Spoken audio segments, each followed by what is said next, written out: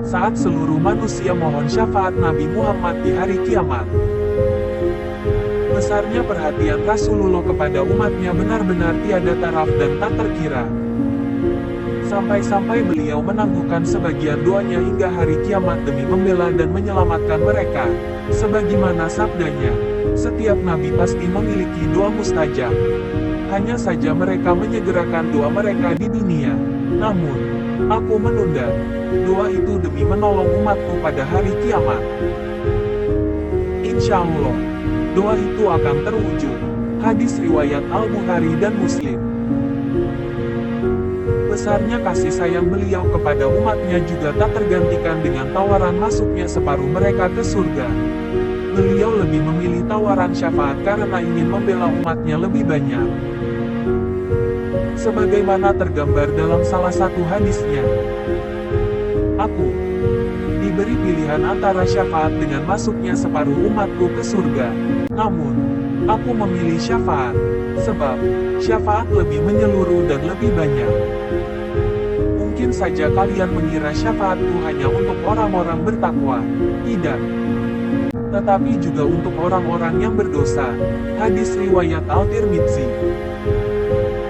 Berdasar hadits di atas, syafaat Rasulullah tak hanya bagi orang-orang yang bertakwa, tetapi juga bagi orang-orang mukmin yang berlumuran dosa, termasuk pelaku dosa besar, sebagaimana yang ditandaskan hadits riwayat Al-Tirmidzi, Abu Daud, dan Ahmad.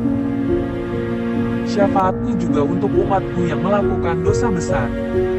Tentu saja, ini bukan berarti kelonggaran untuk berbuat dosa karena kelak akan mendapat pembelaan dari Rasulullah. Sebab, walau hanya sebentar, siksa Allah tidak boleh diremehkannya. Sekalinya dicelupkan ke dalam neraka jahanam, seorang hamba bisa lupa terhadap seluruh kesempurnaan nikmat dunia yang pernah didapatnya. Sebagaimana yang diingatkan Rasulullah, pada hari kiamat akan dihadirkan penghuni neraka yang paling bahagia semasa di dunia lalu coba dimasukkan ke dalam neraka dan ditanyakan kepadanya, "Wahai Ibnu Adam, bukankah engkau hanya melihat kebaikan? Bukankah hanya kenikmatan yang engkau rasakan?" Dia menjawab, "Wahai Rabb, demi Allah, tidak pernah." Maka dari itu, tetaplah takut kepada Allah, takut melanggengkan dosa, terlebih dosa besar, takut meninggal dalam kemaksiatan, dan seterusnya. Sebab, dosa walaupun kecil, tetapi bila dilakukan dengan kesombongan, bisa mengundang murka Allah dan mengeluarkan pelakunya dari barisan umat Rasulullah yang luput mendapatkan syafaatnya. Sekali lagi, yang dimaksud syafaat bagi para pelaku dosa besar bukan berarti ia bebas melakukan kemungkaran, melainkan pertanda besarnya kasih sayang dan kelembutan Rasulullah kepada umatnya. Barangkali kasih sayang Nabi paling indah pada hari kiamat adalah syafaatnya kepada seluruh makhluk saat mereka memohon ingin segera dihisab. Para ulama sepakat menyebut syafaat itu dengan syafaat uzma atau syafaat paling agung. Disebut paling agung karena meliputi seluruh makhluk mulai dari generasi pertama hingga generasi terakhir. Tak terkecuali orang-orang kufur dan ingkar kepada Allah. Berkat syafaat itu mereka pun lekas dihisab. Beliau telah menggambarkan dengan jelas bagaimana beratnya penderitaan umat manusia mencari-cari yang bisa menyelamatkan dirinya dari kegetiran hari kiamat. Sebagaimana ringkasan hadits sahih panjang berikut ini. Dikumpulkanlah seluruh manusia dalam sebuah pelataran luas, mulai manusia pertama hingga yang terakhir. Mereka terdengar oleh siapapun yang memanggil dan terlihat oleh siapapun yang memandang. Matahari begitu dekat hingga mereka tak sanggup lagi menanggung penderitaan dan kepedihan. Mereka bertanya, "Apakah kalian tidak melihat apa yang tengah kalian alami? Apakah kalian tidak melihat sosok yang bisa meminta syafaat pertolongan kepada Tuhan untuk kalian?" Sebagian menjawab, "Kalian harus mendatangi Adam." Mereka pun berbondong-bondong menuju Adam. Kepadanya mereka memohon, "Engkau adalah Abu al-Bashar. Diciptakan Allah langsung dengan tangannya. Ruhnya ditiupkan kepadamu. Malaikat diperintah sujud kepadamu. Maka mintalah syafaat kepada Tuhan untuk kami. Apakah engkau tidak melihat keadaan kami? Apakah engkau tidak melihat apa yang tengah kami alami?" Adam menjawab, "Hari ini, Tuhanku pun murka kepadaku. Murka yang belum pernah terjadi sebelumnya dan tak akan pernah murka setelahnya. Dia melarangku mendekati pohon tapi aku melanggarnya. Diriku, diriku, diriku, pergilah kalian kepada selainku. Coba temuilah Nuh alaihi salam." Akhirnya, mereka berbondong-bondong menuju Nabi Nuh tapi beliau pun angkat tangan. Tidak bisa memintakan pertolongan kepada Allah.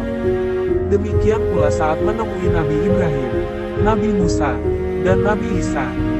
Hingga terakhir mereka diarahkan kepada Nabi terakhir, Rasulullah. Kali ini, mereka menemui Rasulullah dan menyampaikan, "Wahai Muhammad, engkau adalah utusan Allah dan penutup para nabi. Allah telah mengampuni dosamu yang akan datang dan yang telah lalu. Mohonlah pertolongan kepada Tuhan untuk kami. Tidakkah engkau melihat apa yang tengah menimpa kami?" Nabi bersabda, "Aku pun pergi menuju bawah Arasy. Di sana aku bersujud pada Tuhanku. Lalu Allah membukakan kebaikan-kebaikannya kepadaku, yang belum pernah dibukakan kepada seorang pun sebelumku. Setelah itu, terdengarlah seruan, 'Wahai Muhammad, angkatlah kepalamu. Mintalah engkau, niscaya diberi. Mintalah pertolongan, niscaya dipenuhi.' Aku mengangkat kepala dan berkata, 'Umatku, ya Tuhan, umatku, ya Tuhan, umatku, ya Tuhan.' Terdengar lagi ada yang bicara, 'Wahai Muhammad, masukkanlah umatmu dari golongan hamba yang tidak dihisap ke dalam surga melalui pintu sebelah kanan.' Namun sekelompok mereka masuk dari selain pintu itu. Hadis riwayat Al-Bukhari dan Muslim. Hisab pun berlangsung berkat syafaat Rasulullah. Sebagian manusia masuk surga, sebagian lagi neraka. Di antara yang masuk neraka adalah umat Rasulullah yang keburukannya lebih besar ketimbang kebaikannya. Mereka digiring ke dalam neraka sebagai balasan atas segala dosa dan perbuatannya. Namun, apakah mereka yang telah masuk neraka beliau lupakan? Tidak, tak berhenti sampai di situ. Umatnya yang sudah masuk neraka, masih terus beliau perjuangkan. Sebagaimana yang diriwayatkan Imam Ahmad. Saat itu aku kembali bersujud padanya. Kemudian Allah berfirman, 'Angkatlah kepalamu Muhammad, memohon pertolongan apapun, engkau akan diberi.' Aku pun mengangkat kepala lantas memohon, 'Umatku, umatku, ya Rob.' Dia kembali berfirman, 'Temuilah umatmu. Siapa saja yang engkau temukan di hatinya keimanan walau seberat biji sawi, maka masukkanlah ke dalam surga. Maka siapapun yang aku temukan dalam hatinya keimanan walau seberat biji gandum, aku masukkan ke dalam surga.' Dalam riwayat Al-Bukhari, golongan umatnya yang dikeluarkan dari neraka jahanam berkat syafaat Rasulullah, dikenal dengan golongan Jahanamiyun. Hal ini sejalan dengan hadits lain yang menyatakan bahwa penghuni neraka jahanam adalah umat Nabi Shallallahu Alaihi Wasallam yang berdosa, dan kemudian neraka itu akan kosong dari penghuninya seiring dengan berakhirnya masa siksa mereka dan besarnya perhatian serta syafaat Rasulullah.